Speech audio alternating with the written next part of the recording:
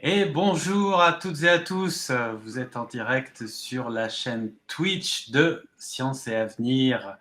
La chaîne Twitch de Science et Avenir, c'est une chaîne qu'on a lancée il y a 1 an à peu près, qui agrège aujourd'hui, je crois, à peu près 6000 fans. Donc vous pouvez la faire connaître autour de vous pour venir assister à ces directs qu'on fait très régulièrement sur la chaîne Twitch. Vous êtes déjà quelques-uns arrivés, là, peut-être des anciens. Raï 56 120, bonjour. Eva FTV, FTW, bonjour. On dit bonjour à Paléostyle, qui est un tweetos spécialisé dans la paléontologie, que je crois reconnaître. Bonjour à Shura70. Bonjour à tous. Donc, la chaîne Twitch de Science et Avenir, c'est la chaîne de ce magazine que vous connaissez toutes et tous. Le dernier numéro est sorti justement aujourd'hui, voilà, avec cette belle couverture psychédélique qui ressemble à une plateforme d'abonnement pour voir des films et des séries, mais ça n'a rien à voir. Voilà, c'est une très belle couverture. C'est pour ce numéro qui est en kiosque à partir d'aujourd'hui et qui fait sa couverture sur la gravitation. Science et Avenir, c'est un journal mensuel, mais c'est pas que ça, parce que c'est une équipe d'une trentaine de journalistes. Et ces journalistes conçoivent, en plus du magazine mensuel, le site web scienceetavenir.fr, qui est un site quotidien qui tous les jours parle de l'actualité des sciences. C'est des papiers qui sont écrits par des journalistes de l'équipe. On a également 2 trimestriels. Le premier, c'est le trimestriel de Science et Avenir. Voilà celui qui est en kiosque, qui fait sa couverture sur l'évolution. C'est un journal thématique, il ne parle que de ça, une centaine de pages qui est consacrée à ce sujet de l'évolution. Et enfin, le dernier de la famille, c'est le MOOC, la recherche. MOOC comme magazine book, c'est un bel objet à mettre dans sa bibliothèque. C'est un journal trimestriel, la recherche, et c'est un journal qui se taille un joli succès. Celui-là est en kiosque depuis quelques temps déjà, en kiosque et en librairie. Alors, sur la chaîne Twitch de Science et Avenir, on discute très régulièrement avec des chercheurs, des spécialistes, des scientifiques. Cette semaine, on est avec Guillaume Guinaud. Bonjour Guillaume. Bonjour Olivier, bonjour à toutes et tous. Bonjour Guillaume. Alors vous êtes paléontologue, vous êtes spécialiste des requins anciens et on discute depuis Montpellier puisque vous travaillez à l'Institut des sciences de l'évolution de Montpellier, l'ISEM, qui est un gros laboratoire, on pourra en parler, qui compte à peu près une centaine de personnes. Ce Twitch ne pourrait pas avoir lieu sans mon camarade Arthur Langlois, que vous ne verrez pas parce qu'il est en coulisses. C'est lui qui fait la régie de ce Twitch et qui va pouvoir nous passer les différents documents qu'on verra à l'écran. Et puis, certaines de vos questions, quand vous les poserez, il ne faut pas hésiter à poser des questions. On est là pour ça. Et Guillaume, que l'on remercie de sa disponibilité, est là pour répondre à vos questions. Alors, le thème de cette semaine, c'est le mégalodon. Mégalodon et autres monstres marins disparus. Le mégalodon, c'est un sujet dont on avait discuté avec Guillaume Guinaud il y a quelques temps, il y a quelques mois, puisque je l'avais interrogé pour un article publié dans Science et Avenir. Je crois que Arthur a récupéré les images de ce papier. On va pouvoir jeter un coup d'œil dessus. Et cet article, il était vraiment focalisé sur le mégalodon, un animal extraordinaire qui a disparu il y a 3 millions d'années environ. Alors voilà quelques images de l'article qui était sorti sur Science et Avenir, dans le magazine papier Science et Avenir à l'époque, mais que vous pouvez retrouver intégralement en ligne. Quand les papiers ne sont plus en kiosque, il y a toujours moyen de les retrouver sur le site de Science et Avenir souvent en accès libre. C'est le cas de ce papier là qui est sur la une de Science et Avenir. Bonsoir à Marit 111 qui nous rejoint, Mathilda Essen. Donc on avait discuté avec Guillaume du mégalodon à cette occasion-là. Là, on va en parler un petit peu, mais on ne va pas parler que de ça, puisque Guillaume est spécialiste des requins anciens, mais aussi des raies. Mais bon, commençons par le commencement. On va parler du mégalodon. Alors pour commencer avec le mégalodon, on va regarder quelques images on va commencer avec du carré, du lourd, avec quelques images d'un documentaire animalier que je vous laisse découvrir ou redécouvrir, puisque certains d'entre vous l'ont peut-être déjà vu un soir d'errance sur la TNT, W9 ou C8, ce genre de lieu un peu louche. Bonsoir à FL Reptile.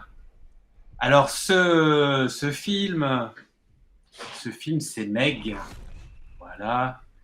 Un film dans lequel une équipe de scientifiques trompe la mort. Guillaume va pouvoir nous dire si la vie de scientifique, ça ressemble à ça. Cette équipe de scientifiques trompe la mort. Tombe nez à nez, si je puis dire, ou nez contre ampoule de Lorenzini, devant un mégalodon animal qui est censé avoir disparu il y a 3 millions d'années. Mais c'est vrai qu'il y a encore il y a un fantasme autour du mégalodon, Guillaume, qui consiste à dire peut-être que l'océan étant extrêmement méconnu, hein, on dit toujours que l'océan est moins bien connu, que les océans de la Terre sont moins bien connus que la Lune. Peut-être que quelque part, il y a un mégalodon qui est toujours là et qui un jour repointera le bout de son aileron. Ce fantasme, Guillaume, c'est vraiment un fantasme. Il y a des éléments qui permettraient de l'étayer ou c'est du flan? Non, il n'y a aucun élément qui pourrait étayer ça. Il y a vraiment très peu de chances que ce soit le cas. En fait, c'est un animal déjà qui est énorme, hein. Et on connaît un petit peu, même assez bien son écologie. On sait qu'il est petit, grandissait dans des nurseries qui étaient proches des côtes. Donc déjà, il devrait laisser des traces proches des côtes. On devrait voir ces petits grandir dans des pouponnières. C'est pas le cas. D'autres requins le font actuellement, mais pas de traces du mégalodon. Il avait des besoins alimentaires gigantesques, hein, compte tenu de sa taille. Donc, compte tenu de ça, il devait aussi tout le temps nager pour respirer. Donc, il devrait se déplacer beaucoup. Il a des préférences pour des eaux chaudes, ça on le sait aussi. Donc, l'autre chose, c'est que les requins, les raies, ont une physiologie assez particulière, et ce qui fait qu'en fait, ils peuvent pas vivre à des profondeurs abyssales. Ils vivent dans des eaux profondes, mais on ne trouve pas de requins audrey au-delà de 3000 mètres de profondeur, en fait.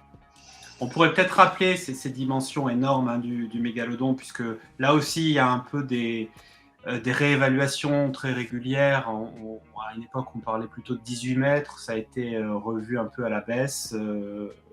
On en est où maintenant? Ouais, alors c'est vraiment une question qui passionne certains chercheurs.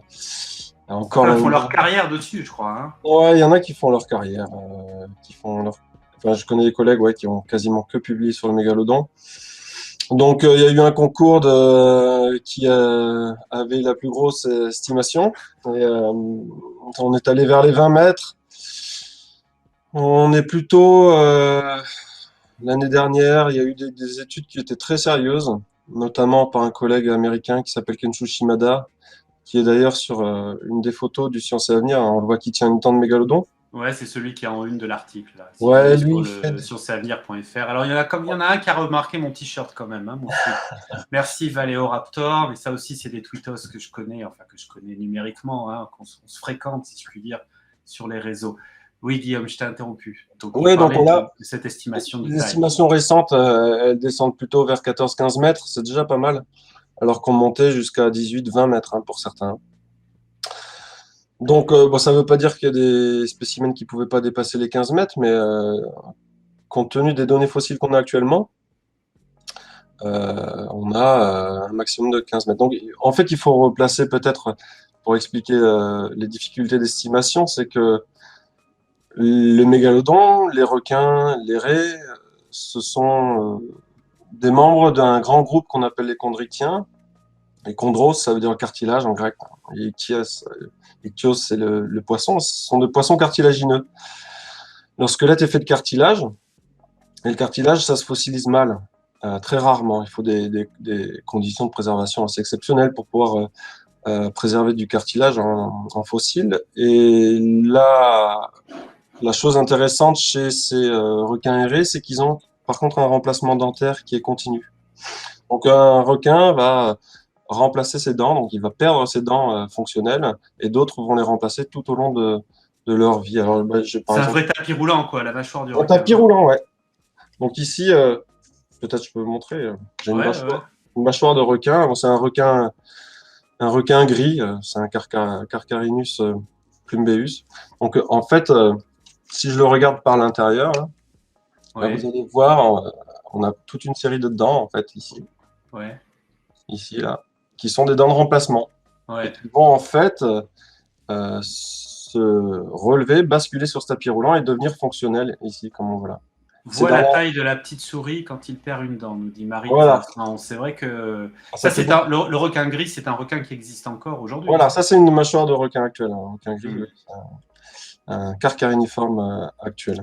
Et donc, le mégalodon, comme pour la grande majorité des espèces fossiles, il est représenté majoritairement dans le registre fossile par des dents isolées. Ouais. On a aussi des vertèbres, mais on a surtout des dents isolées.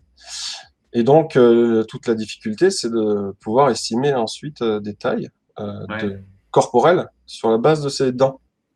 Ça paraît magique, ça, hein. Comment faire? C'est vrai, on trouve des dents, on a. C'est un peu la même problème, la même question en paléontologie humaine, où quelquefois on arrive à définir des espèces d'homo à partir d'une phalange ou d'un bout de crâne, hein, ça s'est vu. Là, on est un petit peu dans la même situation.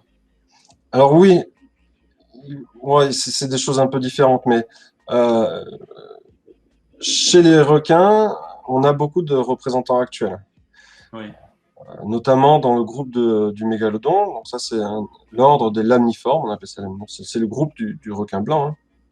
Mais il y a d'autres, il y a 15 espèces de lamniformes actuels.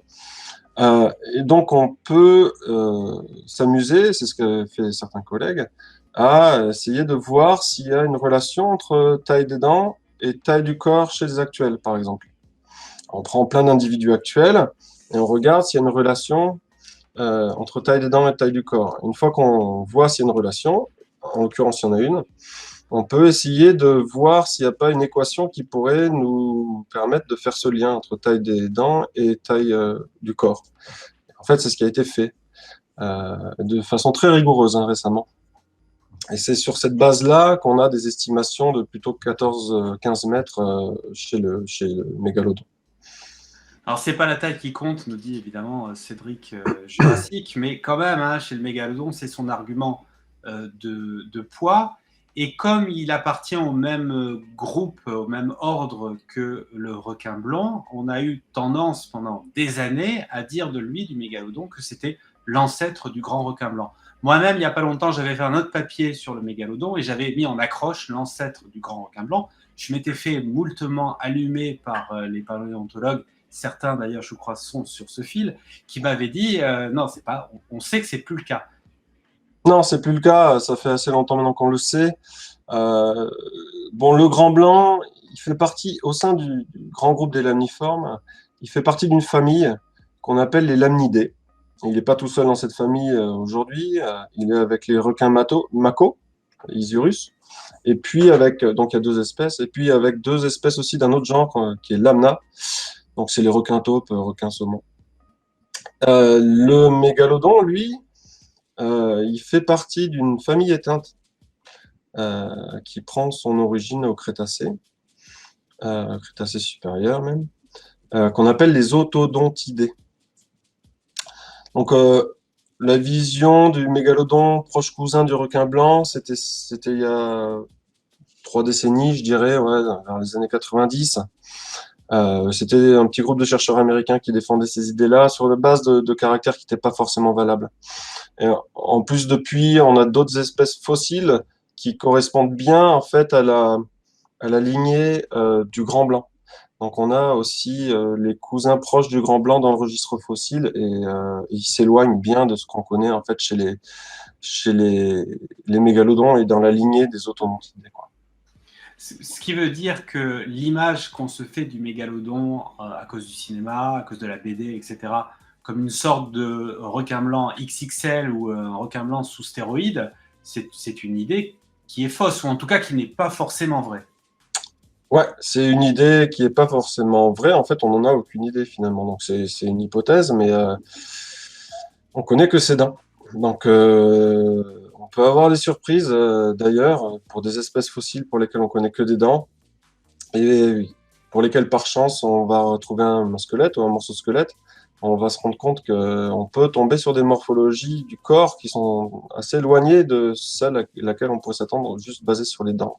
C'est Les déjà dents, arrivé ça? Il y a eu des cas comme ça ouais, de. ouais, ouais, ouais, ouais, c'était le cas. Ça arrive, mais personnellement, ça nous est arrivé avec un collègue, Romain Vulot, Ouais, de l'université de Rennes. On avait publié c'était un lamniforme justement du Crétacé. Je crois je vous avais envoyé un peu d'infos là-dessus, euh, ouais. qui a, euh, qui a une tête assez étrange, qui a une tête très allongée, enfin étalée latéralement, qui ressemble presque à un petit requin marteau, quoi. Ah, effectivement, Arthur a sans doute la publie. Là, on va peut-être pouvoir voir les dessins et le fossile, en fait, hein, de cet animal qui, effectivement, avait une tête assez évasée qui rappelle celle du requin marteau, avec les yeux bien écartés. Ça a Ouais. un intérêt d'avoir les yeux écartés, hein, pour un animal, hein. Alors, Ça donne un champ de vision. alors oui, il y a eu des études, en tout cas chez le requin, les requins marteaux actuels, ils montrent qu'en fait, avec des yeux très espacés, le champ de vision est plus large, forcément. Et ils arrivent même à avoir une partie du champ de vision qui est une vision binoculaire, quoi. Ça, c'est Oui. assez surprenant. Bon, il y a plusieurs avantages à ça. Euh, il y a aussi, en fait, à l'avant du museau, vous allez avoir chez les requins et les raies euh, des organes qu'on appelle électrosensoriels. Ouais, c'est Emerica, ouais, paléostyle et au courant. Euh, Achilolamna, Cédric Jurassique, on en parlera peut-être après. Voilà, il est là, Emerica. Donc c'était une Voilà. C'est espèce, ce qu'on voit là, Guillaume. voilà, c'est ça. C'est le fossile, quoi, hein. C'est On voit le l'empreinte fossile fossile. avec. Alors c'est empreinte contre empreinte. Donc le fossile est sur deux plaques. Donc c'était dans une roche qui a été cassée et en ouvrant la cassure, on tombe sur le requin. Donc il y a une grosse partie de la denture d'un côté et puis une partie du squelette de l'autre. Euh, donc on voit les yeux qui sont en fait portés par des protubérances du crâne qui sont assez éloignées en fait. Donc oui, donc j'étais en train de dire que ça étale un peu l'avant du museau. Et ça permet, sur l'avant du museau, de porter un grand nombre d'organes électrosensoriels qu'on appelle les ampoules de Lorenzini, qui sont typiques Mhm, des requins et des raies. Donc mhm, ça leur permet de détecter des champs électromagnétiques à des distances assez incroyables. mhm. C'est des sortes en fait de détecteurs de métaux, mais pour les champs électromagnétiques, si vous voulez. Donc c'est pour ça que souvent on voit certains requins et certaines raies aussi, notamment les poissons-ci qui se baladent au fond de la mer et qui passent comme ça leur rostre, leur scie, qui balancent de gauche à droite. Bon, la scie, ça a autre chose aussi. Mais en gros, ils scannent le fond des océans et les contractions des muscles de coquillage sont réceptionnées en fait par ces organes. Et il se trouve que chez Emerica, on a, et ça c'est incroyable, c'est la seule fois qu'on a ça dans le registre fossile des requins, on a des écailles euh, qui sont différenciées et qui en fait sont creuses à l'intérieur et renferment une structure qui est en étoile. Et cette structure en étoile, elle est typique de la structure des ampoules de Lorenzini. Les ampoules de D'accord, Lorenzini en général sont pas dans les écailles, hein, ça n'a jamais été montré. d'accord. Mais nous, on a trouvé ça et en cartographiant un petit peu ces écailles particulières sur ce spécimen-là, on se rend compte que leur distribution est exactement celle des ampoules de Lorenzini chez les requins actuels, en fait. Donc Mais, il y a ça, mais- il y a la vision, il y a les organes électrosensoriels, ça fait plus de place pour en avoir beaucoup. Et il y a ouais, aussi les narines, enfin les capsules nasales, c'est ce qu'on peut voir peut-être ici à l'avant du crâne. Plus le crâne est allongé latéralement, plus les capsules nasales peuvent être grosses. C'est le ouais. cas chez les requins marteaux, ils ont des capsules nasales énormes. Mhm. Et donc ça leur permet en fait d'avoir un sens olfactif très très développé. Donc là, c'est vraiment des détecteurs d'odeurs, de champs électrosensoriels avec une bonne vision. À propos des ampoules de Lorenzini, il y a des images qu'on retrouve assez facilement sur le web qui ont beaucoup de succès, où on voit des requins qui s'en prennent aux câbles sous-marins, les Ouais. câbles qui permettent notamment de Mm. faire passer Internet. Ouais. Est-ce que c'est parce que justement ils sont attirés par l'électricité qui passe à l'intérieur? Ouais, ça les perturbe en fait. C'est vraiment des organes hypersensibles, ces ampoules de Lorenzini. Donc effectivement, ça les rend fous en fait, ça les perturbe. Alors, il y a Euh, Nutsbreaker qui met un point d'interrogation. Peut-être qu'il n'a pas vu ces images, hein. Je ne sais pas si Arthur peut peut-être nous les trouver sur détectent en YouTube fait, facilement. peuvent détecter des contractions de muscles quoi, d'organismes cachés au fond du sédiment. Donc c'est des choses, c'est des organes très très sensibles. Mais la contraction d'un muscle, il y a une question là, on va la prendre la question, mais la contraction d'un muscle par un organisme vivant, ça se traduit par l'émission d'un champ électromagnétique? Ça provoque un champ électromagnétique ouais, sous l'eau. D'accord. Alors la question de Nutsbreaker, c'est voilà, bonjour, on m'a dit il y a quelques semaines que la baleine était tout en haut de la chaîne alimentaire et passait devant le requin, grand blanc par exemple. Est-ce que c'est vrai? Et Nutsbreaker précise qu'il met l'homme à part. Qui c'est qui est tout en haut de la chaîne alimentaire? Moi j'aurais mis le requin aussi plutôt. Alors la baleine, ça dépend de quoi on parle, parce qu'une baleine filtreuse, euh, C'est elle va- vrai qu'il faut préciser qu'il y a baleine et baleine, hein. Par exemple, le cachalot, j'ai toujours cru que le cachalot était une baleine et je crois que c'est des c'est faux, cétacés. hein. Bon, en fait, c'est des cétacés, hein. Donc, ce sont des cétacés. Mais chez les cétacés actuels, on a les baleines à dents, les Ouais. cachalots, etc., les dauphins, etc., et les baleines à fanon. Mhm. Donc, la baleine bleue, par exemple, moi, je la mettrais pas tout en haut de la chaîne alimentaire parce qu'elle mange du krill, en fait. Elle mange du Mhm. plancton. Mhm. Dans le milieu marin, oui, je mettrais plutôt un cachalot, au sommet de la chaîne alimentaire, un orque, un cachalot, un requin blanc. Mm. Des carnivores, en fait, des prédateurs, des méga prédateurs. Ouais. Mhm.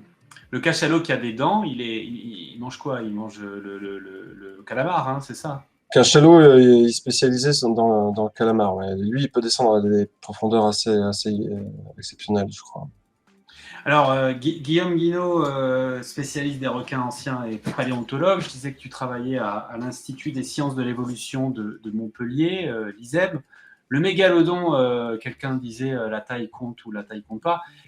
Il y a un problème avec le mégalodon, c'est qu'il est tellement gros, c'est que l'ombre portée par le mégalodon cache tous les autres animaux marins qui lui seraient plus ou moins contemporains et dont on parle jamais. Et toi, justement, de par ton travail, il y a plein d'autres cousins du requin, plein d'autres raies qui sont extrêmement étonnants et dont on ne parle pas. Alors, c'est peut-être l'occasion avec ce direct d'en évoquer quelques-uns. On a parlé à l'instant de celui qui a une physionomie qui rappelle un peu le requin marteau, mais il y en a d'autres. Par exemple, tu as une planche là que Arthur va pouvoir nous montrer avec les requins du Crétacé. Ouais. Bon, le premier là qu'on voit en haut à gauche, il a quand même une trombine assez particulière avec cette sorte d'éperon là qui lui sort du nez. Ouais, alors encore une fois, là, ça c'est un bon, ce qu'on voit tout en haut à gauche, ça c'est le requin lutin actuel, Ouais. Sucurina. C'est un lamniforme encore, hein. Oui, ça c'est le requin qui existe aujourd'hui et Ouais, on peut le googler, hein, le requin lutin, il a vraiment une tête ouais, alors d'alien, lui, quoi. il a la capacité de pouvoir projeter ses mâchoires à une vitesse assez folle et sur assez loin en fait. Donc si vous regardez des images de lui qui est en train de prédater, c'est assez impressionnant. Euh, Ouais. donc ce qu'on voit en dessous, c'est un cousin de ce requin lutin, mais dans le Crétacé supérieur. Donc, je disais on a très peu de squelettes, mais on en a quand même. Il y a des sites à préservation exceptionnelle. Donc là, on a un représentant de cette famille, mais à 80 et quelques millions d'années, 85 millions d'années. Peut-être une petite parenthèse là-dessus, Guillaume, parce que tu as expliqué tout à l'heure que le cartilage, ça ne se conservait pas. Là, pourtant, comme tu le relèves, c'est exceptionnel. On a l'entièreté de l'animal. C'est dû à quoi? Alors, il faut des conditions particulières. La première chose, en général, il faut un milieu calme. Un milieu calme. Il faut des taux de sédimentation importants. Donc, il faut que le sédiment tombe très très vite sur le squelette une fois qu'il est posé au fond. Ouais. Et puis, donc ça ralentit aussi l'action de charognage ou de dégradation par des bactéries. Ouais, Et enfin, il faut aussi souvent des conditions d'oxygénation assez faibles ouais. pour justement ralentir la dégradation. Donc Oui, c'est souvent cette combinaison de facteurs qui fait qu'on a des sites à préservation exceptionnels. ouais, tu parles d'un endroit calme parce que si la vase est remuée par des turbulences, et ben ça peut ramener de l'oxygène, ramener des bactéries, des agents qui vont jouer la dégradation du corps. Ouais, c'est ça. Et puis les turbulences empêchent aussi le sédiment de se déposer, donc tout ça c'est pas bon pour fabriquer ces sites à préservation exceptionnels. Donc c'est des lieux de grande profondeur, demande Non, Nats non, pas Breaker. forcément. Alors oui, il y a des milieux de grande profondeur, mais il y a aussi des lagunes. Typiquement ici, dans les sites du Liban, il y a des sites où c'est en fait d'anciennes lagunes, mais avec des perturbations au niveau de l'oxygénation qui font qu'il y a eu des moments où on avait quasiment plus d'oxygène. C'est des épisodes anoxiques, comme ce qu'on peut avoir dans les étangs parfois, notamment par ici, on a toutes les récoltes d'huîtres qui sont décimées. Ouais. C'est le cas. On a des morts en masse, en fait, dues à la baisse d'oxygène du milieu d'un coup d'un seul.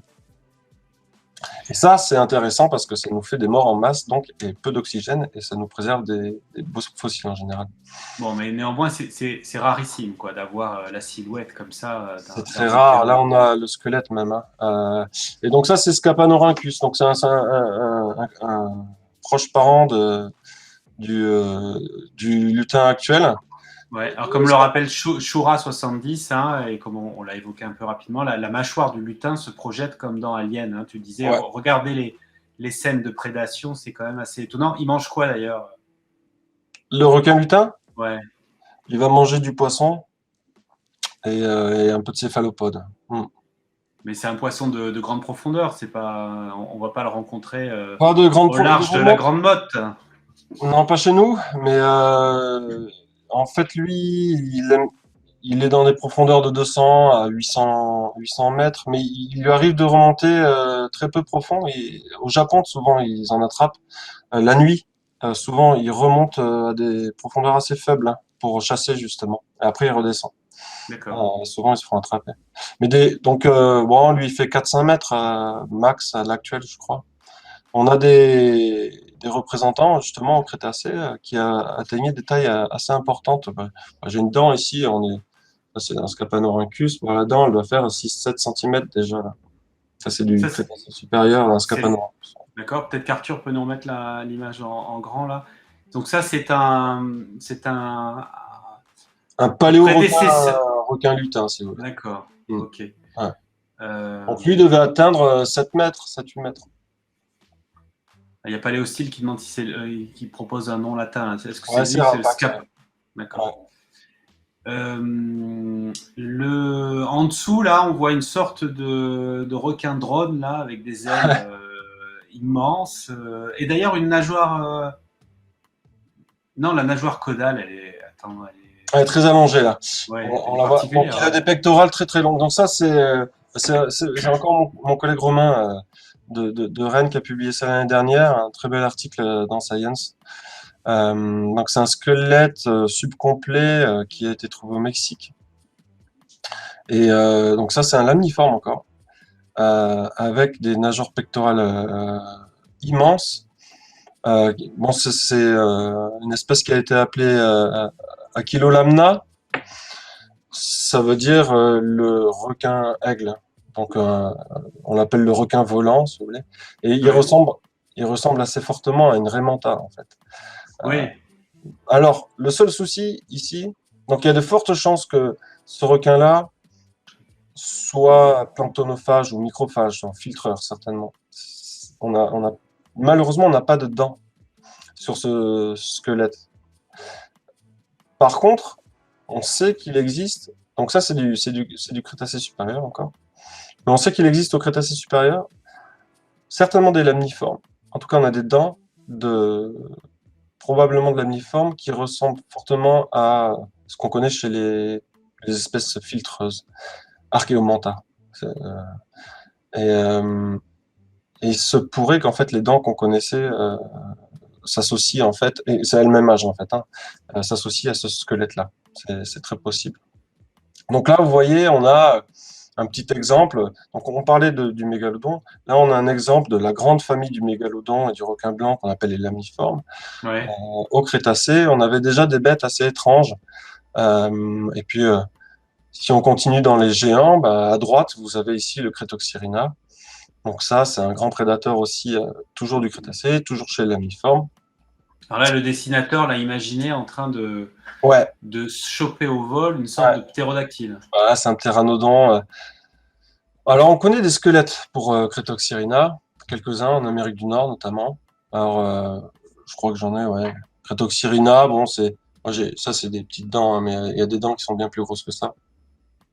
Et lui, il a été retrouvé une dent, ce qu'on voit sur l'illustration ici tout en bas, une colonne vertébrale de ptérodactyle, de ptéranodon, où au bout de la flèche rouge, là, vous voyez une dent de Crétoxyrina mantelli plantée Ouais, dans la ouais. colonne vertébrale.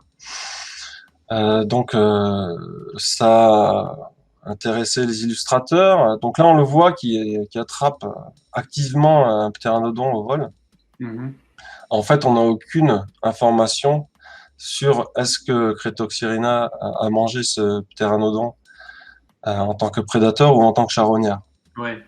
Voilà, donc C'est vrai que là, cette représentation, ça évoque la technique de chasse, encore une fois, du du blanc. grand blanc. Je crois qu'on appelle ça le breaching. Mm, Le fait de surgir hors de l'eau, ça, on sait que le grand blanc fait ça. Hein. Je ne sais pas ouais. s'il est le seul dans les. Si c'est une caractéristique qui lui est propre chez les squales, si d'autres requins. Bon, d'autres le font, mais lui le fait avec une puissance assez extrême. Ouais. Les images sont fascinantes. Hein. Mm. Donc là, on est vraiment dans un cas de figure comme avec les représentations du mégalodon. Donc, Mais on encore une fois, s'inspire de l'existant, hein, mais comment ouais. faire autrement? Encore une fois, là,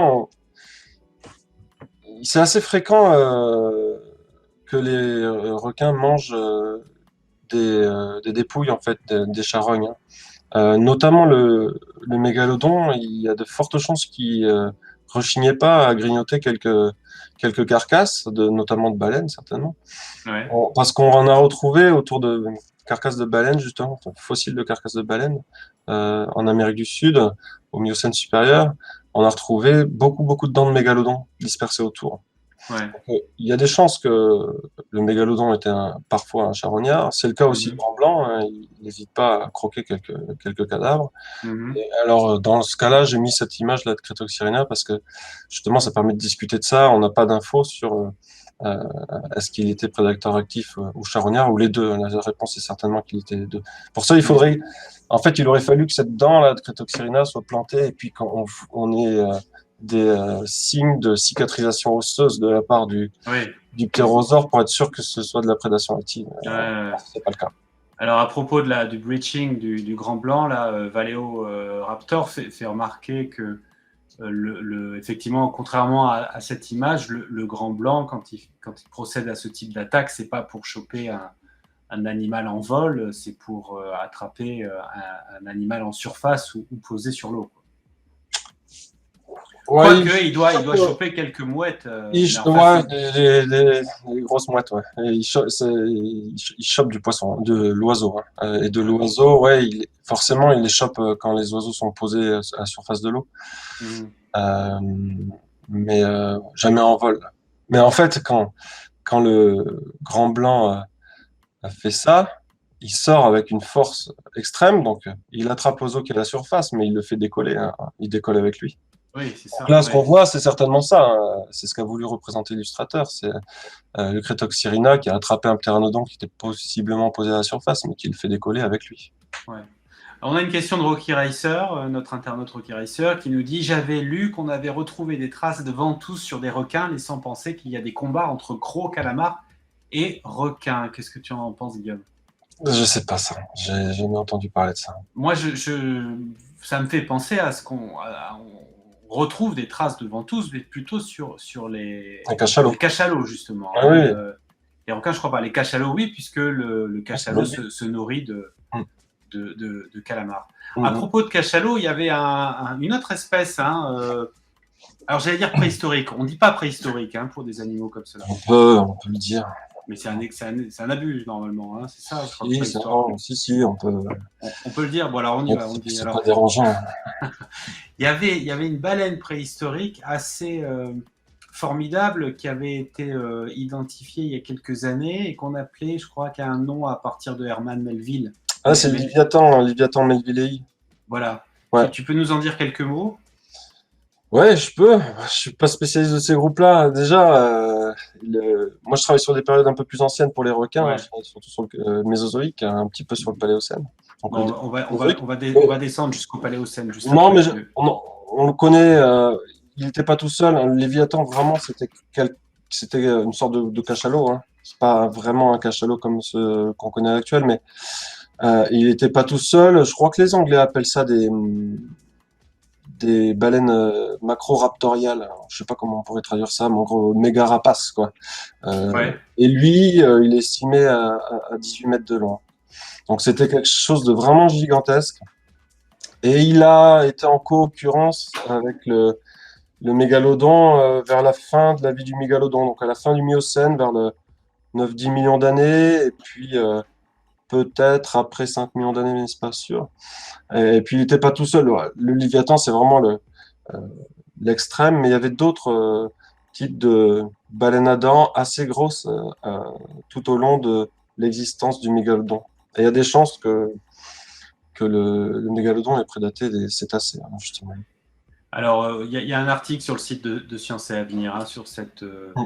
baleine qui tire son nom d'Herman Melville, l'auteur de Moby Dick. Hein. J'ai mis le lien là sur le chat. Arthur pourra peut-être nous le remettre. On va quitter cette image-là avec ces quelques requins préhistoriques. Et justement, allons dans les périodes de temps dans lesquelles tu travailles, toi, Guillaume. Est-ce que tu peux nous les préciser? Préciser sur quoi je travaille? Non, non, les périodes de temps, que tu nous Les donnes un périodes peu de temps, des repères chronologiques, parce que c'est ouais, toujours compliqué je quand sais. on fait remonter les horloges comme ça de plusieurs millions d'années. Au bout d'un moment, les chiffres deviennent tellement importants qu'on les ressent plus, Je vais quoi. essayer de donner des âges. Ouais, je travaille surtout sur le Mésozoïque, hein. Donc, Trias, Jurassique, Crétacé, majoritairement sur le Crétacé. Donc, Mésozoïque, c'est de 250 à 66 millions d'années. Le Mésozoïque en fait, démarre après la crise Permo-Trias et s'arrête à la crise Crétacé-Paléogène qui a vu l'extinction des dinosaures non aviens, justement. Donc, c'est cette période-là. Je travaille un petit peu depuis quelque temps sur le Paléocène, donc c'est ce qui suit la crise Crétacé-Paléogène. Notamment en Afrique de l'Ouest, on a des projets là-bas, on y va de temps en temps, on était le mois dernier. Et je m'intéresse pas à un requin en particulier.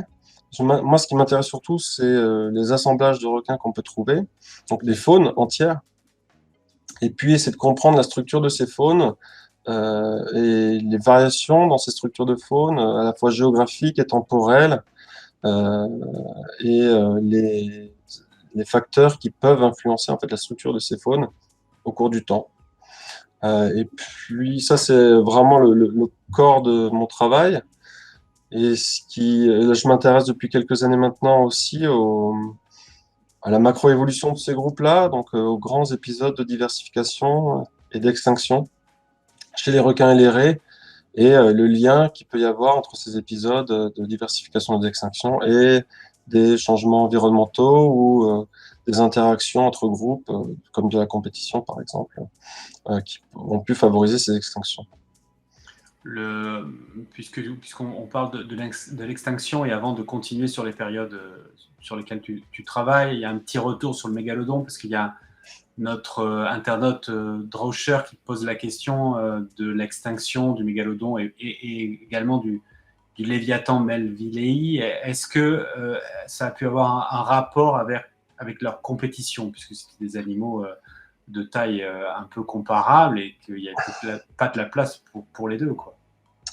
Alors la compétition, c'est assez difficile à mettre en lumière dans le registre fossile, mais ça peut être fait.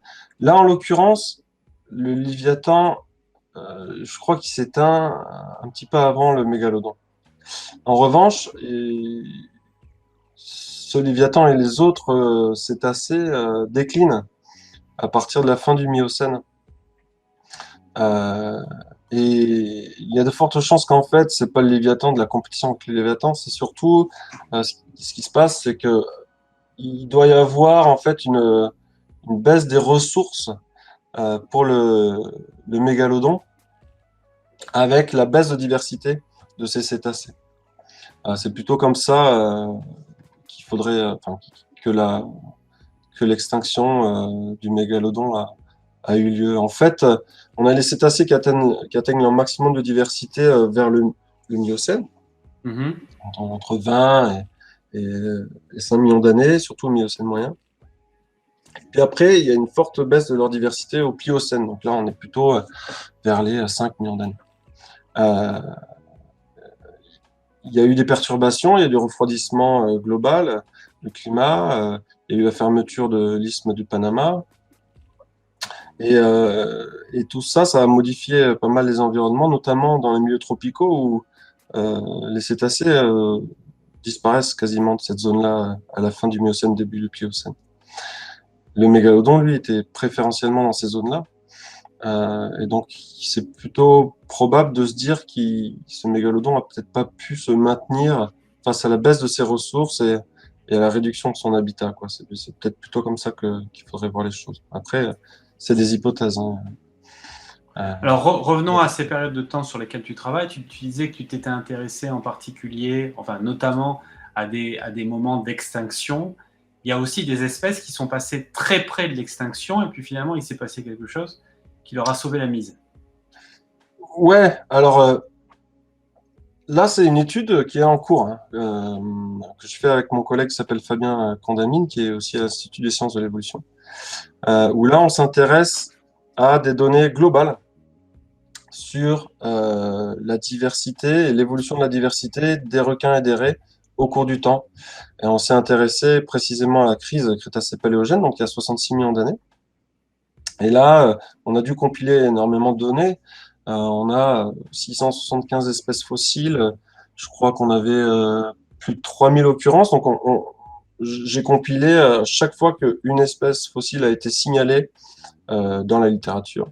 On compile l'âge et la provenance géographique de ces fossiles. Et on met tout ça dans des modèles qui sont un peu compliqués pour essayer d'estimer les variations de diversité de ces groupes au cours du temps. On peut estimer la diversité, mais on peut estimer les épisodes d'extinction, les taux d'extinction, les taux de spéciation aussi, le nombre d'espèces qui sont fabriquées au cours du temps. Et donc là, on s'est intéressé à cette crise parce que, en fait, on avait assez peu d'infos pour les vertébrés marins en général. Euh, L'impact de cette crise pour les vertébrés était assez mal connu. On le sait assez bien pour les invertébrés, on connaît pas trop mal pour les dinosaures aussi dans le milieu continental.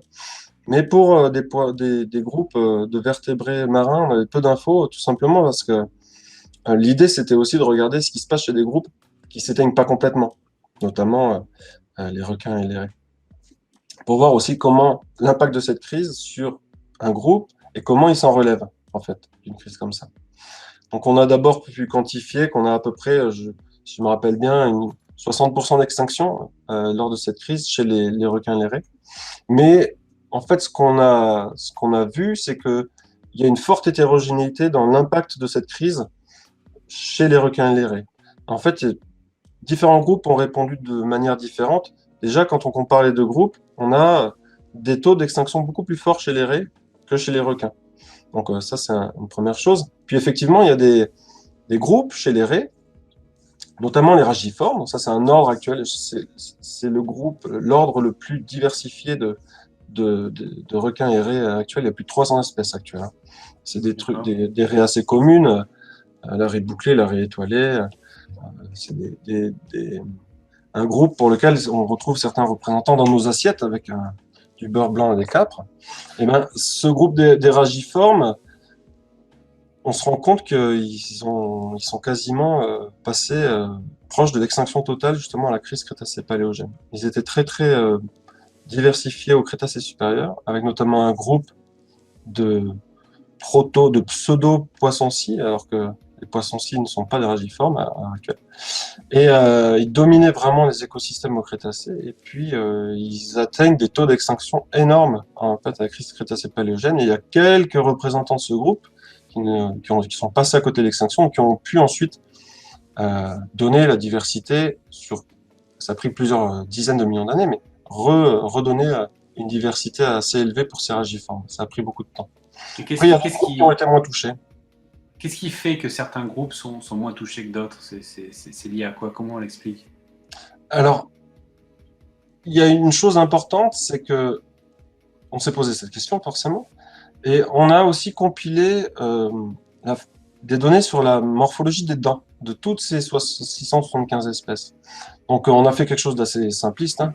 On a regardé les espèces qui ont des dents broyeuses, donc qui mangent, on appelle ça des durophages, hein, qui mangent des organismes qui ont un exosquelette dur, des coquillages par exemple, des crustacés, donc qui mangent aussi peut-être des céphalopodes, surtout des coquillages et des bivalves et des crustacés.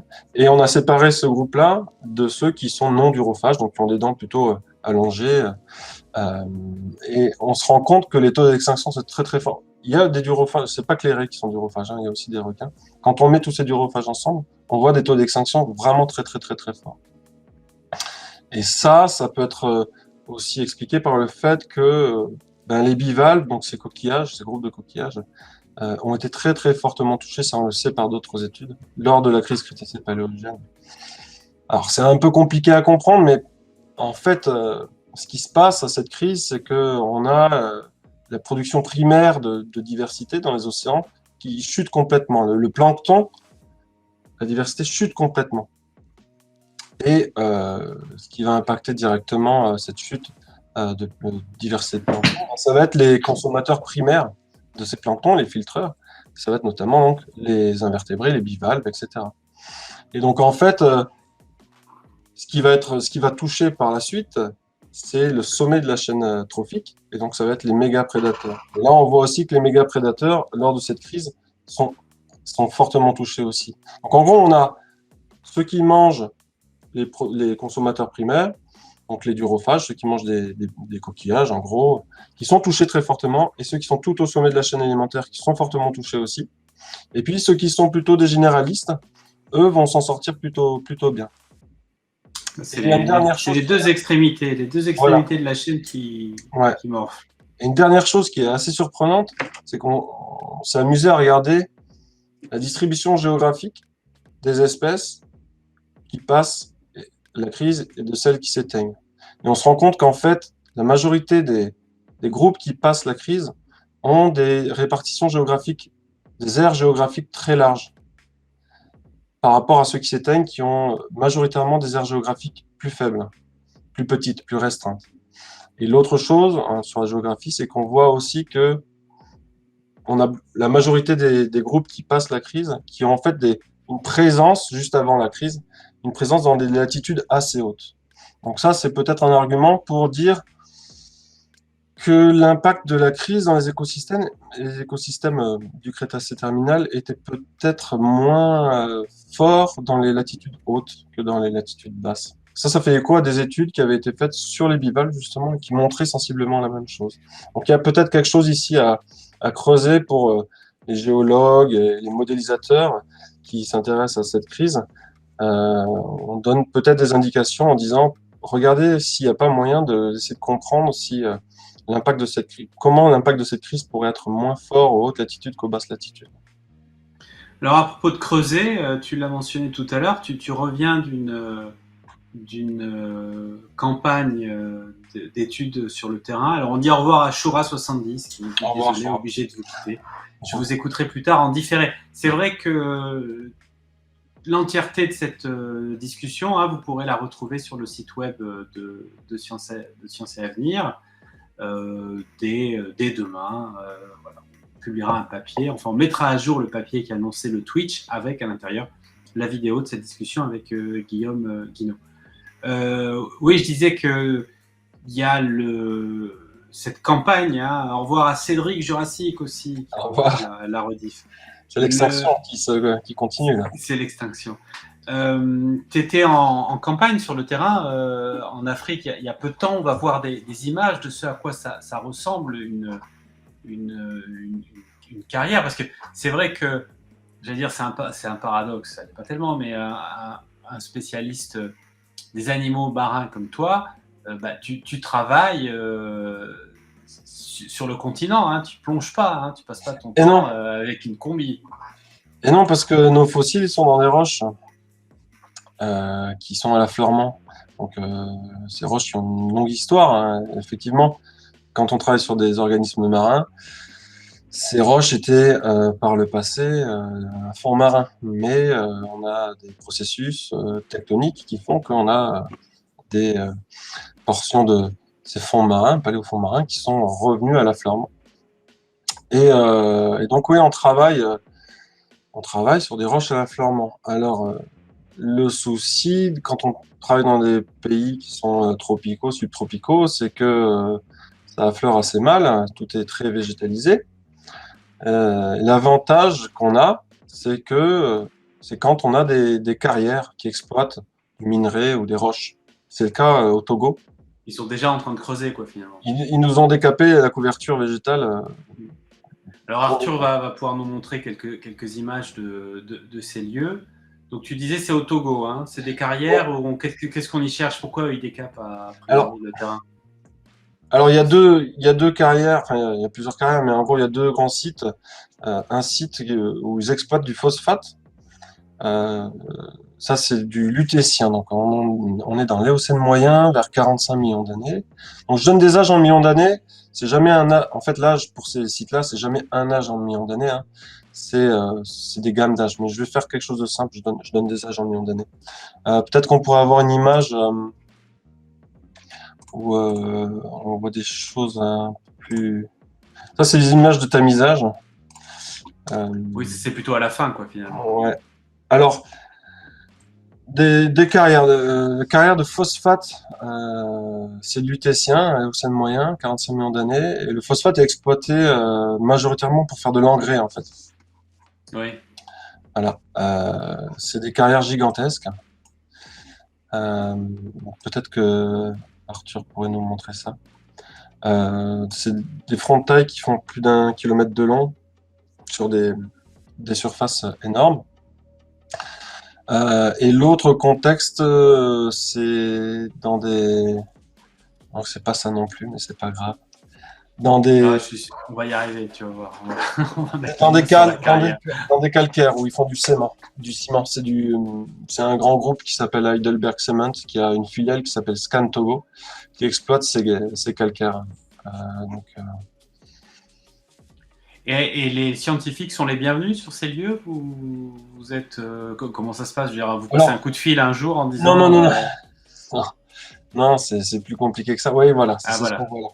Donc, tout en haut, là, vous avez les deux images des deux carrières de phosphate dans lesquelles on travaille. C'est au nord de Lomé, au Togo. Et puis, en bas à gauche, vous avez un site c'est les sites sur lesquels on prospecte. On fait de la prospection de surface, là, dans ces carrières de phosphate. Puis, à droite, vous avez la carrière de calcaire, là, justement, à Scan Togo. Donc, c'est là-dedans qu'on travaille. On prospecte là-dedans. Ouais, alors voilà, ça peut être une image assez intéressante, juste pour donner le contexte de carrière. Ouais. On travaille dans des carrières, et vous voyez derrière, là, il y a un gros engin qu'on appelle une excavatrice géante ou une roue-pelle. Donc c'est une roue avec plein de godets, plein de pelles. Mhm. Elle s'arrête jamais, hein. Donc elle tourne, elle balance ça sur des tapis roulants qui envoient ça dans des convoyeurs, etc. Et ça part. Elle s'arrête jamais, hein. Elle tourne nuit et jour. Elle avance lentement, mais elle avance. Et quand vous trouvez une mandibule, comme c'est le cas ici là, d'un protocète, donc une proto-baleine, On ben vous voit au avez, premier plan. Hein, ouais, et ben vous avez cette roupelle qui vous regarde là, puis qui avance vers vous. Donc en fait, on travaille un petit peu comme des archéologues qui font des fouilles de sauvegarde oui, de lors de l'INRAP. travaux. Vous voyez? Donc Ouais. là, c'est soit on la prélève, cette mandibule, rapidement, soit elle part en miettes. Ouais. Donc c'est un petit peu ça le contexte. Donc, c'est l'avantage de travailler dans des carrières, c'est qu'ils nous fabriquent des affleurements. Le désavantage, c'est que c'est parfois une course contre la montre.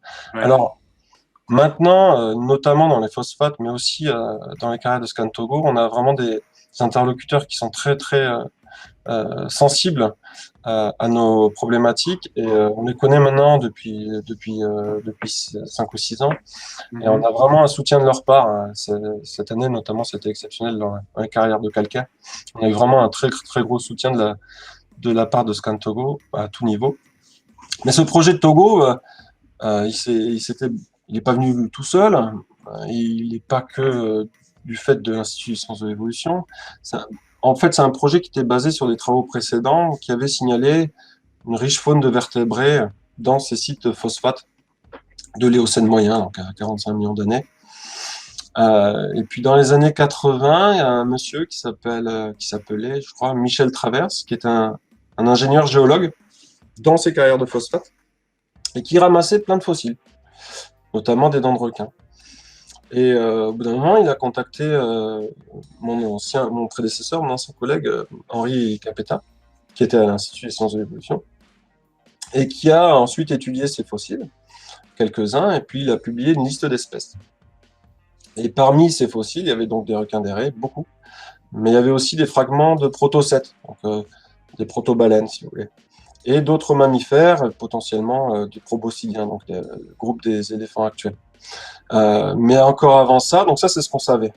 Et encore avant ça, il y a plus d'un siècle, en 1910, il y avait un célèbre paléontologue allemand qui s'appelait Ernst Trömer, qui avait signalé des restes fossiles. Parce que, au début du XXe, le Togo c'était un protectorat allemand. Et donc, il avait signalé des restes fossiles au Togo dans ces niveaux phosphatés, mais aussi dans d'autres qui n'étaient pas. Ces niveaux phosphatés n'étaient pas exploités au début du XXe par les Allemands. Par contre, ils exploitaient des carrières de calcaire plus anciens, les équivalents de ce qu'on a vu tout à l'heure. Paléocène supérieur, 56, 59 millions d'années. Donc, c'est sur cette base que mon collègue de l'ISEM, Lionel Autier, s'est décidé à monter un projet de collaboration scientifique et pédagogique avec une équipe de chercheurs de l'Université de Lomé pour faire des prospections et des fouilles poussées dans ces sites-là. Donc on est allé une première fois en 2016 et puis on a mis en place 2 sujets de thèse pour des étudiants togolais qui s'appellent Christian Cassigné et Lucien Amoudji et qui ont d'ailleurs soutenu leur thèse le mois dernier, là, quand on est allé sur le terrain. Ils sont devenus les 2 premiers paléontologues spécialistes de vertébrés du Togo. Donc on est parti sur ces bases-là, en fait, avec 2 sites connus, en sachant qu'il y avait moyen de trouver des choses intéressantes. Il y a, à propos de cette question des fossiles qui peuvent passer sous la pelle de l'excavateuse ou autrice. Excavatrice, ouais. Eva FTW nous dit qu'il n'y a pas de protection au niveau législatif pour éviter la destruction des fossiles. Non. C'est justement ça le souci. Alors, donc tout repose quand même sur le bon vouloir de l'entreprise qui détecte les trucs et... Ah non, l'entreprise ne détecte pas. Hein. Elle voit qu'elle est face quand même à quelque chose d'atypique quoi, quand elle tombe sur un... Non, mais il ne les voit pas en fait. Là, la mandibule, vous la voyez parce qu'on l'a dégagée. Mais en fait, le frontal, c'est une coupe comme ça. Donc, il faut vraiment s'approcher. Ça prend du temps. C'est de la prospection. Il faut avoir l'œil. Ah oui. Il faut vraiment avoir l'œil pour voir que c'est un morceau d'os qui dépasse. Oui, bien sûr. En grattant ou une dent, en grattant, on arrive à voir que c'est quand même un spécimen plus gros. Et, non, ils sont propriétaires du site. Ils font ce qu'ils veulent. Donc, et puis, ils cherchent pas en fait. C'est des engins qui ils tapent. Donc, non, ils prospectent pas. C'est vraiment à nous de trouver. Alors parfois ils sont compréhensifs et de plus en plus. Hein. Maintenant c'est vraiment super. Même ils nous aident quand on doit dégager. On a vraiment un support de leur part, que ce soit dans les phosphates ou dans les carrières de calcaire. On a vraiment un support de leur part. Donc c'est chouette. Non, c'est un coup de chapeau qu'on peut leur adresser, ainsi que, comme le dit FL Reptile, à ces 2 scientifiques qui sont donc les 2 premiers paléontologues du Togo spécialisés sur cette on est très fiers de ça. Hein, et donc tu dis qu'ils viennent de passer leur soutenance. Ils ont soutenu leur thèse le mois dernier. Ouais.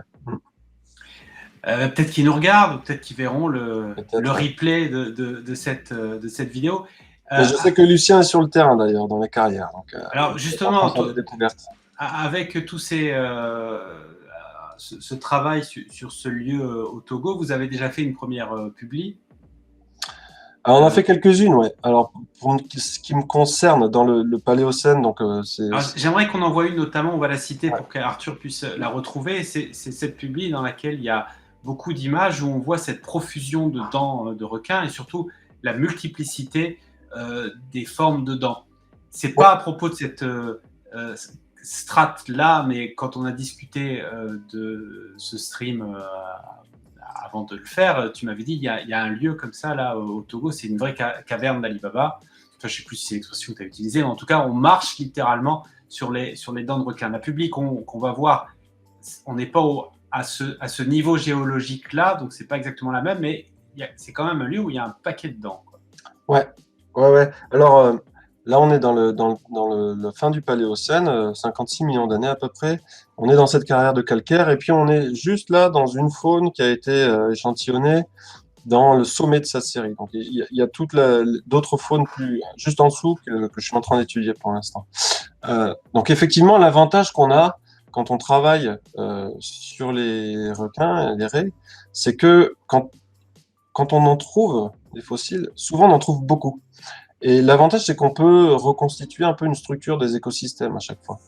Donc, ça c'est pas des requins, hein, ça, c'est des foraminifères benthiques. C'était pour donner l'âge au site, donc il faut descendre un petit peu. Euh, voilà, Voilà, là, ça on est commence là. sur le before. Là, Euh, c'est des dents presque avec des bourgeons. Hein, ouais, il y a plusieurs niveaux, quoi. un requin nourrice, ouais. Mais alors, si on descend un petit peu, on va retrouver, on va peut-être boucler avec le début de l'entretien. Voilà, ici. Et là, on voit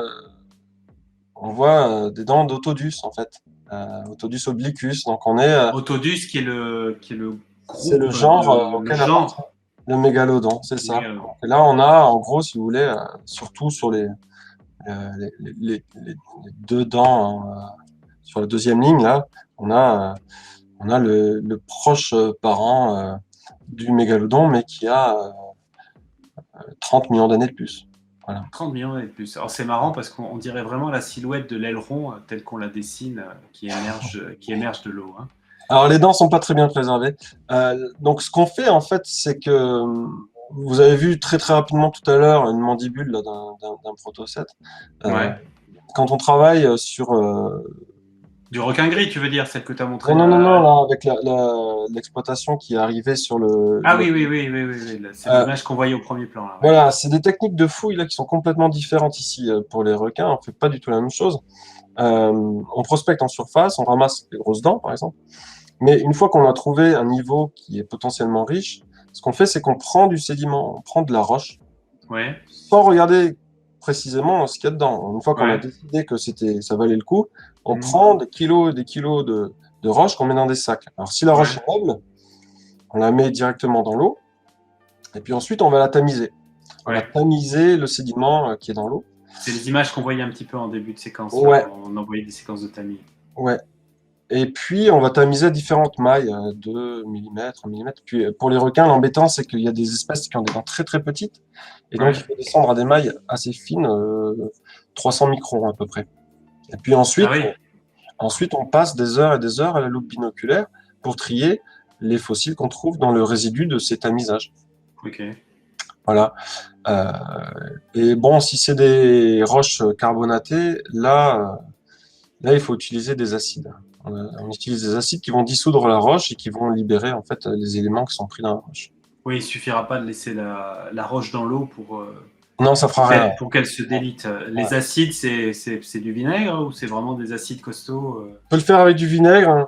On utilise généralement de l'acide acétique très dilué ou alors de l'acide formique, mais avec deux trois méthodes qui permettent de faire en sorte que le pH soit pas trop agressif pour pas Ouais. trop abîmer quand même les fossiles. Mais donc c'est un travail qui est très minutieux et qui doit être assez fastidieux aussi hein, C'est de un faire travail ce très travail. fastidieux. Ouais, mais en fait, dans une faune donnée de requins de raid, donc d'élasmobranche, une faune fossile, Ça dépend des âges, des sites, etc. Mais en gros, vous avez toujours au moins la moitié de la diversité qui est représentée par des espèces dont les dents sont de très petite taille et que vous verrez pas à l'œil nu, en fait. Donc, on fait ça. C'est une méthode de lavage-tamisage, je crois, qui a été mise en place dans la fin des années 60. Et donc, ça fait que depuis la fin des années 60 qu'on arrive à décrire des espèces de petite taille dans le registre fossile. Avant ça, on n'avait que les grandes espèces. Donc là, il y a un biais de connaissance, en fait. Parce qu'historiquement, ça fait quand même plus de 200 ans qu'il y a des spécialistes qui échantillonnent des fossiles de requins de raie. Mais ça fait que depuis les années 70, en gros, qu'on cherche des petites espèces et donc qu'on essaye de couvrir la totalité de la diversité possible, enfin, dans les échantillonnages. Le plus dur, c'est de trier dans les sédiments, nous dit Nico69. Il vous faudrait de l'intelligence artificielle pour ça, là, pour systématiser le tri. Alors le tri, pas forcément, c'est l'identification, je pense, pour l'intelligence artificielle. On pourrait lui apprendre à reconnaître différentes espèces, lui faire avaler un ordinateur plein d'images Voilà. d'espèces connues et en lui associant des noms, et puis après lui présenter des images d'espèces non connues ou lui faire identifier peut-être. Mais ce qui prend du temps, c'est pas ça, au contraire. Ce qui prend du temps, c'est vraiment trier les dents du reste du sédiment. Alors, il y a des tests qui pourraient être faits parce que les dents n'ont pas forcément la même densité que les grains qui sont autour. Alors, on pourrait imaginer les faire flotter dans une huile ou un fluide qui pourrait séparer. C'est jamais aussi précis que ce qu'on peut faire avec à l'œil. Donc, Alors, quelques questions là, de confetti par rapport à cette problématique de la fouille et de la recherche. D'abord, ça fait penser un peu aux problématiques de sciences participatives. Est-ce qu'il y a des sites connus qui sont accessibles au public en France, celle de demande confetti, mais où finalement les gens peuvent venir mettre la main à la pâte, quoi, et vous donner un coup de main? alors, pour les requins, non. Enfin, il y a des sites connus, mais en fait, c'est pas des sites qui peuvent être visités où le public peut aider. Euh, mais en paléontologie en général, il y a des sites, des musées de sites qui peuvent être, il y en a beaucoup en fait en France.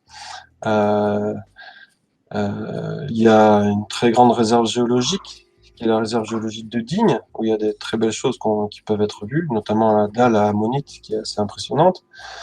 Ici, on a traces, des empreintes de reptiles vers l'Odève, dans le Permien.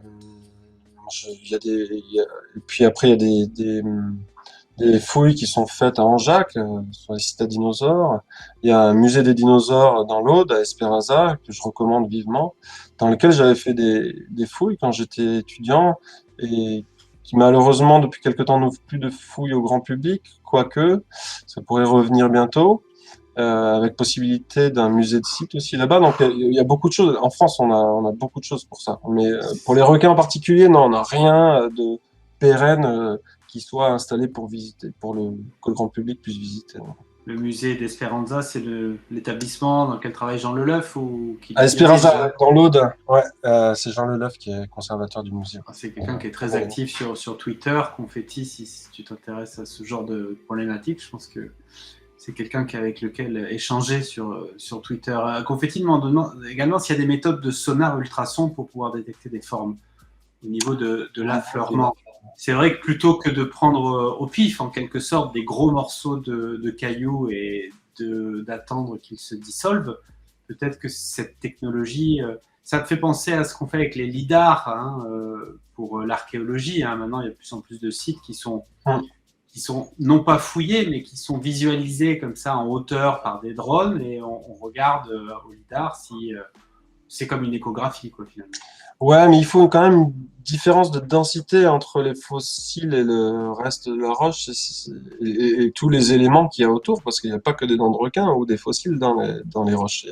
Il y a plein de grains, de quartz, de plein de choses, quoi. Il faudrait une différence de densité et c'est pas le cas, en fait. Donc, pour pouvoir détecter les fossiles par rapport au reste, je suis pas sûr que ce soit possible. Mais peut-être à l'avenir, on a des choses tellement sensibles que ça nous permettra de le faire. Mais on prend jamais les sédiments euh, au pif. au pif. On sonde en surface. Et quand on pense que ça vaut le coup, on prend. Ouais. On connaît à peu près quel type de roche vaut le coup ou pas déjà. Est-ce qu'on pourrait faire un petit zoom sur les raies, hein? Tu es spécialiste des raies aussi. L'autre jour, on discutait du stream. Tu me disais, pour rigoler, les raies sont des requins aplatis. Il y a sans doute d'autres caractéristiques significatives pour décrire ces animaux. Oui. Alors les raies, c'est par rapport en fait, même chez les spécialistes qui s'intéressent aux élasmobranches actuels, pendant très longtemps, on s'est peu intéressé à ce groupe-là. Et donc, on connaissait mal la diversité des raies actuelles. Donc là, ça fait Ouais. quelques, je dirais 10-20 ans que les spécialistes de la diversité de ces groupes actuels ont mis le paquet sur les raies. Il y a un très très beau livre d'ailleurs en anglais sur les raies du monde euh, Ouais. que je recommande. Du coup, c'était un peu compliqué aussi pour les paléontologues de comprendre la diversité des raies fossiles parce qu'on n'avait pas trop une bonne idée de quelle était la classification et les relations de parenté entre les raies actuelles. Donc, on a réussi à faire des avancées des deux côtés et on arrive à mieux comprendre leur histoire évolutive. Et là, c'est pareil, en fait, on a des choses très bizarres. On a des morphologies très bizarres, notamment dans le Crétacé. On a des raies assez étranges. Les raies, on les reconnaît assez tôt dans le registre fossile. Peut-être pas assez tôt par rapport à ce à quoi on pourrait s'attendre, mais on les connaît dès le Jurassique inférieur. Et, euh, et ils ont une évolution qui est assez calme jusqu'au Crétacé où là ça explose complètement. Au Crétacé, on a quasiment tous les groupes de raies actuels et notamment en plus des groupes uniquement fossiles qui apparaissent, qui explosent. En fait, le Crétacé, c'est certainement le maximum de diversité des chondrichthyens, enfin, des élasmobranches, dans toute leur histoire évolutive, y compris à l'actuel. On devrait être beaucoup plus haut au Crétacé qu'à l'actuel, en fait, certainement, en termes de diversité. Et ces raies, on en a parlé un petit peu tout à l'heure, elles vont être fortement touchées par la crise Crétacé-Paléogène et pour la plupart, elles sont passées tout près de l'extinction totale, en fait. Et ce qui est intéressant, c'est que pour certaines d'entre elles, elles vont se rediversifier à toute vitesse juste après la crise Crétacé-Paléogène. Puis on va avoir certains groupes qui manquaient, des groupes actuels qui manquaient dans le Crétacé, qui vont apparaître. Les torpilles, par exemple, ce sont les raies électriques qui vont apparaître à ce moment-là. On a les poissons-scies qui vont se diversifier à ce moment-là. Donc en fait, on a un phénomène d'extinction assez forte pour certains groupes et d'autres groupes de raies qui vont profiter des niches écologiques libérées par leur cousines qui sont éteintes pour se diversifier à toute vitesse. C'est le cas, par exemple, des raies pastenagues ou des raies aigles qu'on connaît actuelles qui vont vraiment se diversifier à une vitesse incroyable après la crise Crétacé-Paléogène. Donc, c'est une histoire évolutive qui est assez intéressante aussi, les raies. Et puis, c'est des composants assez forts, en fait, de la diversité des assemblages fossiles qu'on trouve. Hein. Mais on retrouve, c'est pareil, on ne trouve pas grand-chose des raies. On trouve que les dents, toute leur voilure caractéristique. Non, ouais. Alors, pareil, on a des sites à préservation exceptionnels, mais on trouve des choses en plus, c'est des aiguillons pour les raies qui ont des aiguillons. Certaines raies, chez les Les milieux, aiguillons, c'est à l'extrémité à de la leur base de queue, leur quoi. nageoire caudale, ouais, à la base de leur nageoire caudale, bah, notamment les pastenaques dont je parlais tout à l'heure, chez les myobatiformes en général, il y a, euh, il y a des aiguillons, mais la systématique, enfin, l'identification des espèces sur la base des aiguillons, c'est pas encore au point, et encore moins pour les écailles placoïdes, quoi, les denticules dermiques. On est très loin de pouvoir identifier. On trouve beaucoup d'écailles, hein, ils perdent leurs écailles. Mais déjà, c'est très petit, les écailles. Et, euh, et en plus, un individu peut avoir une dizaine, voire une quinzaine de morphologies d'écailles sur son corps. Donc, l'identification des espèces sur la base des écailles, on en est très loin. Est-ce que les rostres et les aiguillons, c'est la même chose? Demande Non, Confetti. non. Alors, un rostre, c'est une projection des cartilages sur le museau, du museau. Euh, alors, on a des rostres très développés chez les poissons-scies, qui portent, donc c'est ce qu'on appelle les scies, en fait, c'est des sortes d'écailles très, très allongées. Poissons-scies, requins-scies. C'est deux groupes différents, hein. Il y a un groupe, c'est un requin, les Priscophoriformes, et l'autre groupe, les poissons-scies, c'est des raies, rhinopriciformes. Euh, et donc le rostre, c'est un allongement des cartilages du museau, si vous voulez. Ce qu'on voyait chez notre ami requin lutin aussi tout à l'heure. Voilà, c'est un rostre aussi. Et l'aiguillon, bah, c'est une projection d'émailles, qui est par contre à la base de la nageoire caudale, donc de la queue à l'arrière. Oui, Voilà. oui, Et donc ces c'est vraiment aiguillons, les. c'est des sortes de petits, donc c'est minéralisé, hein. Et il y a des petits crochets, ça fait comme des harpons en fait. Donc une fois que c'est Ouais. planté, ça ressort plus, hein. Et c'est venimeux. Ah, c'est venimeux, c'est Ouais. systématiquement venimeux, ouais, parce qu'il y, Ouais. a des histoires quelquefois de plongeurs qui sont piqués. Enfin, je Ouais. me souviens qu'il y avait un présentateur de télé Ouais, j'ai vu ça. australien, hein, il y a des Ouais. années, je crois qu'il y avait laissé Mais lui, c'est encore sa pire, vie. c'est Hein. que je crois que l'aiguillon était plus attaché. Il a juste pris un aiguillon, il a montré que ça pouvait piquer, et puis il se l'est planté dans la main. Et Et il est ah allé à oui, l'hôpital. ah oui, ouais, non, ça c'est terrible. Ouais. Il y a autre chose qui est minéralisée, c'est chez certains requins actuels, mais aussi fossiles, ils ont des aiguillons à la base nageoire dorsale. C'est le cas chez les requins dormeurs actuels, par exemple, ou chez beaucoup d'aiguillards, des squaliformes, des requins d'eau profonde. On a, Ouais. on a des restes de ça aussi. Chez les ibodontes aussi, ça c'est un groupe uniquement fossile, qui est le groupe frère des requins et des raies actuels. Alors, il y a Confetti nous fait un commentaire sympa, là, c'est vraiment très intéressant. Merci de nous faire partager tout ça. Je ramassais des rostres de raies et des dents de requin quand j'étais plus petit. Je sens que la passion revient. Ça, c'est super. On a des internautes qui Alors on sont appelle ça des dents bons. rostrales, du coup. Ouais, c'est des dents rostrales. Dents rostrales, voilà. Ouais, c'est même pas des dents, il faudrait dire des denticules rostraux, si on veut être précis.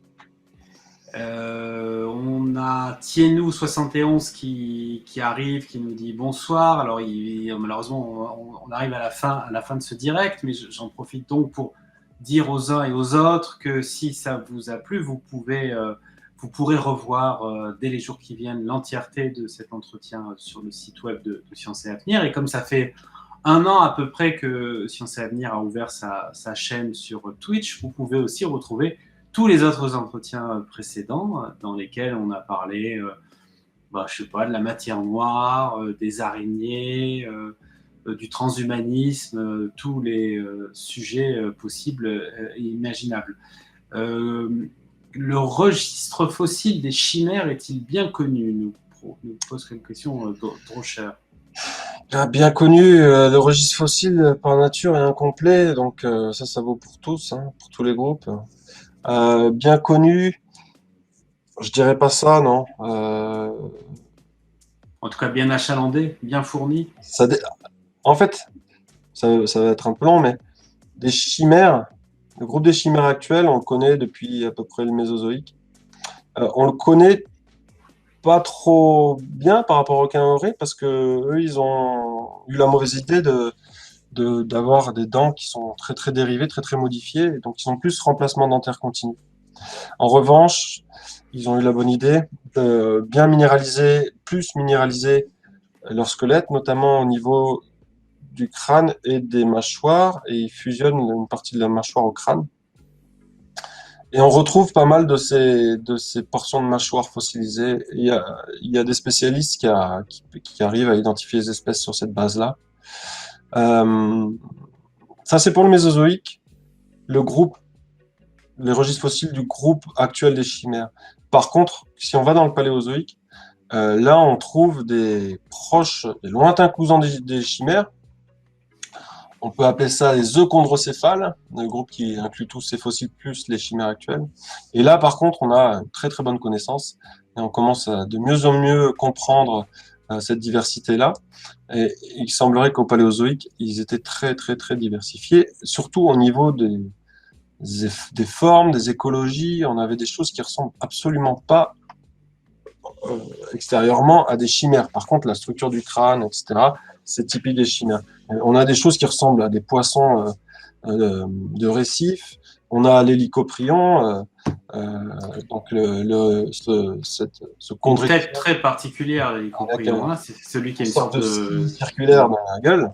en serpentin, quoi, comme Alors le lui, serpentin des il fait fêtes. partie du groupe des chimères, en fait. Hein. C'est un eugéodontiforme.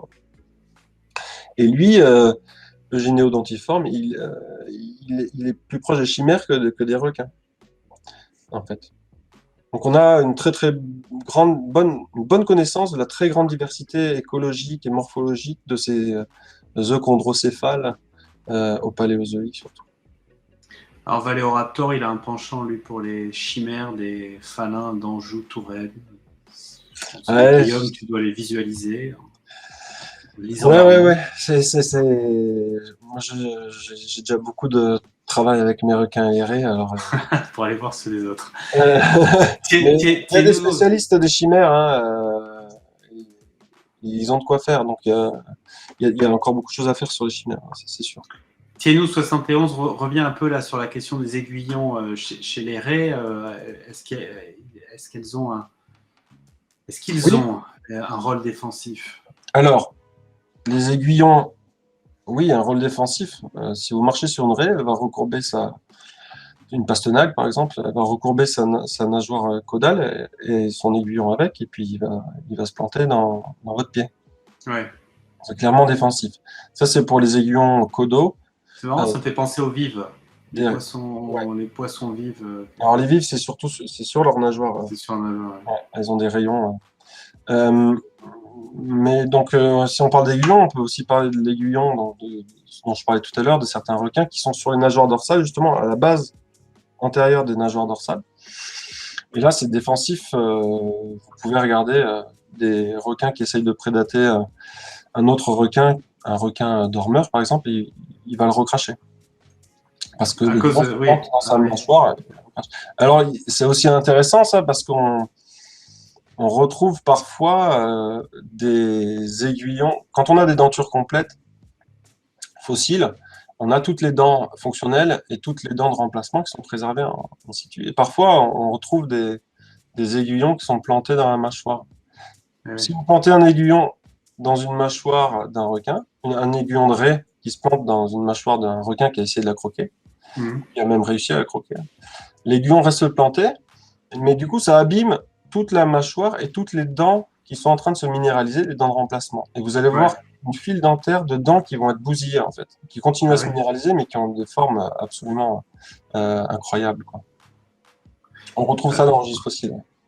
Nico69 écrit parfois on croit que l'espèce est éteinte, mais on la retrouve plus tard dans un environnement très différent. Parmi tous les fossiles trouvés, y a-t-il une branche de requin particulier qui aurait disparu, mais qu'on redécouvre dans les abysses? Ça, c'est un scénario un peu à la Sélacanthe, quoi. Hein. Ouais, ça c'est le scénario de Sylvacanthe. C'est possible. Il En n'y a tout pas cas, une espèce en particulier dont tu te dis, toi, nous, ce qu'on a montré, alors c'est peut-être assez qu'elle existe intéressant. encore quelque part, quoi. On a une évidence de ça dans le registre fossile, mais un peu lointain, et c'est quelque chose sur lequel j'ai travaillé, j'avais fait mon master là-dessus. Euh, Dans le Gard, vraiment pas très loin, au nord de Montpellier, il y a un site du Crétacé inférieur qui a livré énormément de dents de requin de raie. Et parmi ces dents de requin de raie, il y avait certaines dents qui avaient rien à voir avec les requins aérés modernes. Donc on est dans le Crétacé inférieur, 140 millions d'années. Ces dents, en fait, elles avaient toutes les caractéristiques de groupes de chondrichtiens paléozoïques, qu'on appelle les cladodontomorphes. Donc c'est les simoriformes, les cténacantiformes, pour ceux qui connaissent, il y a des morphologies un peu particulières avec un peigne sur le dos, un crochet, etc., qui sont d'ailleurs de plus en plus rattachés maintenant aux chimères. Sauf que ces cladodontomorphes, on les connaît plus depuis le Trias, depuis le Permien, pardon, avant la crise Permo-Trias. C'est ce qu'on retrouve dans le Gard ici, 120 millions d'années plus tard. On est dans un environnement qui commence à être assez profond. Là. On est dans les 200-300 mètres de profondeur à peu près. On a clairement en fait des survivants de chondrichthyens survivants de la crise Permo-Trias qu'on croyait disparus et qu'on retrouve dans des sédiments qui sont plus vieux, qui ont 100, 120 millions d'années de moins, en fait, que la dernière fois qu'on a rencontré ces groupes-là dans le registre fossile. Donc là, on a clairement quand même un exemple de trou qu'on peut avoir dans le registre fossile, notamment quand on a des organismes qui se mettent à aller uniquement dans des environnements un peu plus profonds, pour lesquels le registre fossile est pas forcément très très bon. Ah oui, donc si elle a pu sauter tellement d'années, si on peut la retrouver tellement d'années après la période à laquelle on pensait qu'elle avait disparu, ça veut dire que pourquoi pas que le phénomène se reproduise de nos jours. C'est possible, c'est possible pour des bêtes de pas trop grande taille et pas dans des environnements trop profonds comme je disais tout à l'heure. Ouais, c'est possible, c'est possible. Après, il y a beaucoup de choses qui, par exemple pour ce gap de 100 et quelques millions d'années, ça c'était ce qu'on avait publié il y a presque 10 ans maintenant, 9 ans. Entre-temps, ces fossiles-là du Crétacé ont été retrouvés autre part en Autriche. Et puis plus récemment, un collègue, Gilles Cuny, qui a d'ailleurs fait un très très beau livre il y a quelques années sur les requins de la préhistoire, avec les illustrations d'Alain Bento. Gilles Cuny a montré que certains représentants de ce groupe-là ont été trouvés dans le Trias, donc après la crise Permo-Trias, mais dans des sédiments un peu plus jeunes. On est en train, vous voyez, de raccourcir le lacune dans le registre fossile pour ce groupe-là. Donc petit à petit, les connaissances avancent pour combler ces trous-là. Ça va se faire petit à petit. Mais ça... On a un commentaire de Valéoraptor qui réagit à la question précédente. Et Valéoraptor dit « Mais pas de mégalodon dans les abysses, je préfère préciser, je vois le sous-entendu. » C'est vrai qu'on avait pensé à ça. Alors, on a évacué la question. Ouais. Voilà, c'est une question qu'on a traitée au début de ce stream. Donc, vous pouvez revoir la séquence et Guillaume explique les raisons pour lesquelles l'idée selon laquelle un mégalodon pourrait encore exister de nos jours, c'est quand même plus un fantasme qu'une idée sérieuse. On va peut-être prendre une dernière question, puisqu'on est quasiment à la fin de cette rencontre. C'est Epsilon 30 qui dit « C'est quoi les profondeurs maximales des requins ou anciens requins ?» Anciens requins, c'est dur à dire, parce qu'on n'a pas les profondeurs en mètres qui correspondent aux roches dans lesquelles on trouve, mais même si on a une idée de l'environnement. Les requins actuels, on sait que, et ça devait être le cas pour les fossiles, ils peuvent pas descendre en dessous d'à peu près 3000 mètres. En fait, les requins et les raies gèrent leur flottaison pour avoir une flottaison neutre avec leur foie, notamment. Donc, si vous ouvrez un requin, vous aurez le foie qui prend la majeure partie de l'abdomen, en fait. Ce foie, il est riche en lipides. C'est le squalène, ce qui est utilisé en cosmétique. Et ce foie, pour l'alimenter, il faut une énorme demande énergétique. Et donc, en fait, ça permet pas les conditions dans les abysses avec très très peu de nutriments, etc., avec une très très forte pression, demanderait un foie gigantesque et il faudrait alimenter ce foie en permanence. Les poissons osseux, ils ont une vessie natatoire qui demande beaucoup moins d'énergie pour la flottaison. Et une fois qu'elle est gonflée, ça ne demande plus du tout d'énergie. Pour les requins, le foie, il faut l'alimenter tout le temps. Il y a Droscher qui dit « Attention, on croit sur parole Guillaume, on n'ouvre pas de requin pour vérifier. » Le requin se laisserait peut-être pas faire en plus. Bon, bah écoutez, il est 19h. Hein. Guillaume Guinaud, merci beaucoup pour le temps que vous nous avez consacré. On a passé 1h30 ensemble à discuter des requins et des raies. C'était super. Moi, je suis ravi d'avoir pu faire ce direct quelques mois après avoir fait avec vous, Guillaume Guinaud, cet article sur le mégalodon qui était à lire dans le magazine Science et Avenir, mais qu'on peut retrouver aussi sur le site web de Science et Avenir, www.scienceetavenir.fr. Merci beaucoup les internautes. Vous pouvez vous abonner à la chaîne Twitch de Science et Avenir. on arrive à 6 000 spectateurs, voilà, et puis à signer la pétition européenne pour protéger les requins. Oui, c'est une bonne idée, ça aussi, une idée que nous donne Nyarlathotep Top Deck. Merci à tous, merci beaucoup Guillaume Guinaud, je rappelle, paléontologue, spécialiste des requins anciens à l'Institut des sciences de l'évolution de Montpellier, c'est l'ISEM. Au revoir à tous. Merci beaucoup, bonne soirée. Salut, Au ciao, revoir. ciao.